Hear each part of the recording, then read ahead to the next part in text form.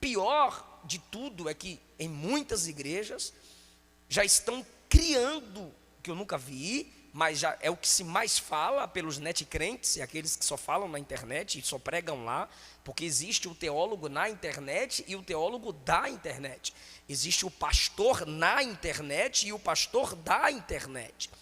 E os homens com vários tipos de teorias que se chamam de teologia, fazendo com que as pessoas olhem simplesmente para dentro de si mesmas, e assim com suas sabedorias, conhecimentos e misturas de filosofias humanas, não abrem mais as escrituras.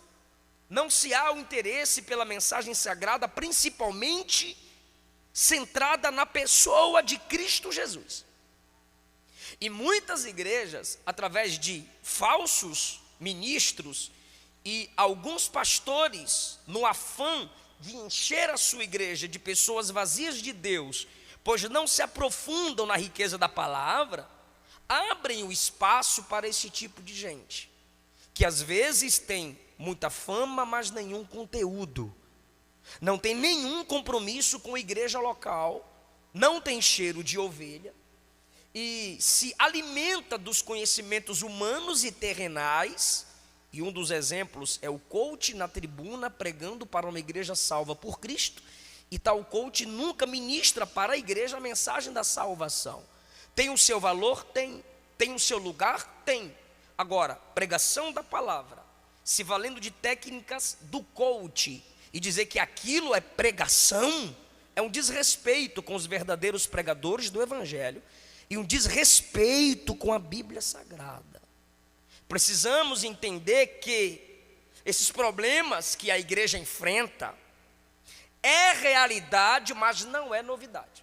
O resgate da tradição judaica para os cultos, eu sei que vocês já viram, e eu até evito pregar em certas igrejas, e quando eu prego, pode ter certeza, eu chamo o líder, eu faço perguntas ao pastor. Teve igreja que eu vi, essa eu não estive pregando, o cabra estava no púlpito, vestido como Moisés, com um cajado na mão. O mar vai se abrir aqui hoje.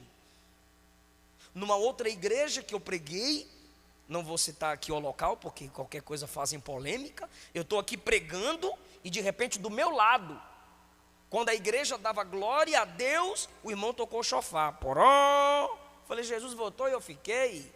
Olhei para a direita, era o irmão tocando o chofar. E eu disse, é necessário isso? Cheguei lá nele, perguntei, é necessário isso? Está me assustando toda hora. Ele disse, é o nosso estilo, o povo de Deus tinha chofar. Fui em outra igreja interior do Pará e tinha 3 cadeiras na tribuna, amarela, branca e verde. Eu me prostrei para orar na amarela, e o obreiro disse, é a cadeira do Espírito Santo.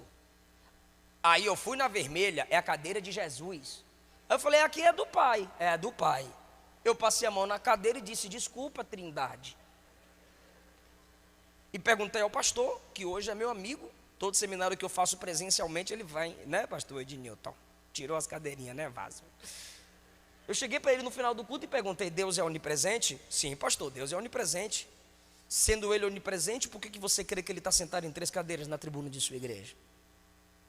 Você crê que ele é onipresente, coloca 3 cadeiras na tribuna para dizer que ele está sentado ali. Não, pastor, é só para honrá-lo. Como é que você honra um Deus onipresente dando 3 cadeiras para ele?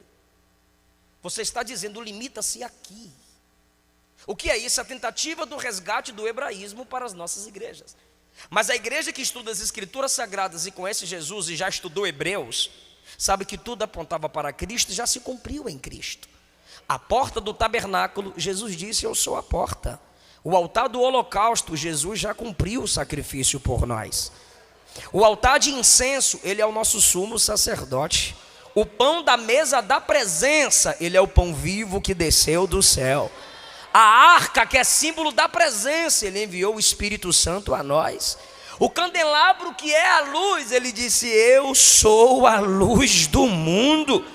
E o Santo dos Santos, que só entrava o sumo sacerdote, ele já rasgou o véu. E aqui está o sacerdócio real, que a qualquer hora é só fechar os olhos, ou até sem fechar o olho pode orar e entrar na santa presença do nosso Senhor Deus. A gente não precisa hebraizar o culto. O cristianismo é seco. O cristianismo é seco, é enxuto. Não precisa de muitas invencionices, irmão. Não precisa enfeitar. A mentira tem que ser enfeitada para gerar impacto. Mas a verdade, quanto mais simples, ela é impactante. É a preocupação de Paulo para não nos afastarmos da simplicidade que há em Cristo. Então, os gnósticos pregavam a sabedoria oculta nos livros e dizia: se vocês não têm acesso ao conhecimento que estão nos livros, lembra-nos a Idade Média. Se vocês não têm acesso aos conhecimentos escondidos nas profundidades dos livros, vocês não podem ser salvos, porque a salvação vem pelo conhecimento. Eram homens que valorizavam as sabedorias humanas. Já estive pregando em 2 igrejas.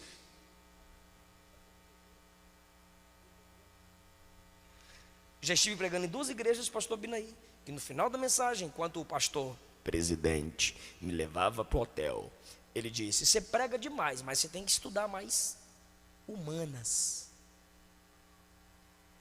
para fazer o povo sentir, arrepiar.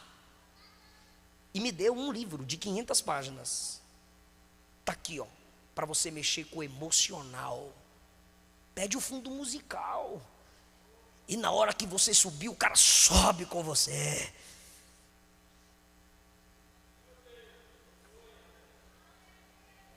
E tem técnicas para que eu mexa com a sua emoção, te fazendo desprezar a razão.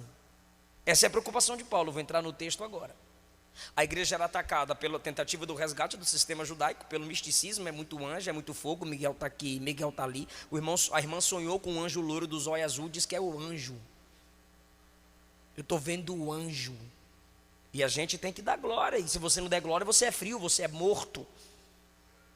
Estão tentando impor e estão chamando isso de pentecostalismo. Não é. Não é. Se esse for o pentecostalismo, a gente não é bíblico.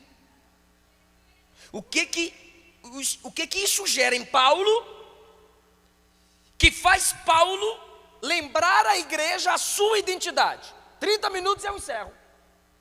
Versículo 1. Eu quero que vocês saibam quão grande combate tenho por vós. Paulo está dizendo: essas heresias, esses falsos pregadores me tornam pastor guerreiro. Deus sabe das batalhas nos corações de nossos líderes. Deus sabe dos combates nos corações de cada pastor que se esforça para que sua igreja se desenvolva na doutrina bíblica. Que tipo de combate Paulo está falando? Primeiro, um combate na oração, pois ele está distante dos irmãos. Ele diz: eu tenho combate por vós, pelos que estão em Laodiceia, outra igreja com a qual ele se preocupa, e por todos que não viram o meu rosto em carne. Ele está dizendo: eu tenho igrejas plantadas, tenho discípulos que nunca me viram pessoalmente, e eu estou preso aqui em Roma, doidinho para estar pessoalmente aí, para encarar esses falsos mestres cara a cara. Esse é o combate que eu tenho. Eu estou agoniado aqui, trancado. Daqui a pouco minha cabeça rola. Só que mesmo debaixo de ameaça de Nero, eu estou agoniado. A expressão combate aqui é agonia. Eu estou agoniado de não estar aí ensinando vocês. Eu estou agoniado de não estar aí falando cara a cara com esses hereges. Eu quero combater contra eles. Mas como eu não posso combater contra eles na pregação, eu estou combatendo por vocês em oração. Irmão, qualquer distância é encurtada pelo poder da oração. Porque eu perto, eu faço. Agora, eu orando, não há nada longe do Deus que é onipresente, Ele faz. Então, o combate de Paulo aqui é a intercessão. Como é que nós combatemos com e pelos nossos irmãos? Orando. Perceba que Paulo escreve o conteúdo, mas intercede. Paulo exorta a igreja como profeta, mas intercede por ela como sacerdote. Deus não usa na autoridade de profeta quem não tem um coração de sacerdote. O mesmo Paulo que escreve para teologizar é o Paulo que intercede para que a igreja não fracasse. Esse combate, essa agonia é na intercessão. É uma lição para mim como pregador e pastor.